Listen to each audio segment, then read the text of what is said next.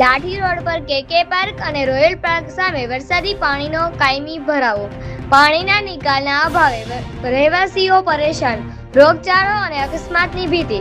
અમરેલી શહેરના લાઠી રોડ વિસ્તાર આવેલા કેકે પાર્ક તથા રોયલ પાર્ક નજીક વરસાદ પડતા જ વરસાદી પાણીનો ભારે ભરાવો થઈ જાય છે.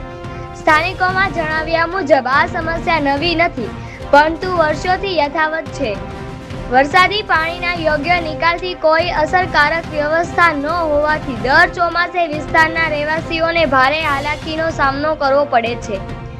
રસ્તા પર લાંબા સમય સુધી પાણી ભરાઈ રહેતા લોકોને અવરજવર કરવામાં મુશ્કેલી પડે છે.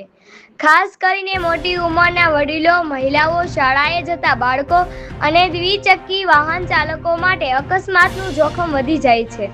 પાણીમાં રસ્તા દેખાતો ન હોવાથી લપસી પડવાથી તેમજ વાહનોનું સંતુલન ગુમાવવાની શક્યતા પણ વધી જાય છે. સ્થાનિકોનું કહેવું છે કે પાણી લાંબા સમય સુધી ભરાઈ રહેતા ગંદકી અને મચ્છરોનો ઉપદ્રવ વધે છે, જેના કારણે ડેન્ગ્યુ, મેલેરિયા સહિતના રોગચાળો ફેલાવાની ભીતિ પણ ઊભી થઈ છે. આ સ્થિતિ આરોગ્ય અને જાહેર સુરક્ષા બંને માટે ચિંતાજનક બની રહી છે. રહેવાસીઓના જણાવ્યા મુજબ દર વર્ષે આ જ સમસ્યા સર્જાય છે, છતાં વરસાદી પાણીના કાયમી નિકાલ માટે હજુ સુધી અસરકારક કામગીરી જોવા મળી નથી. પરિણામે વિસ્તારના લોકોએ પરંતુ આ મુશ્કેલીનો ભોગ બનવું પડે છે.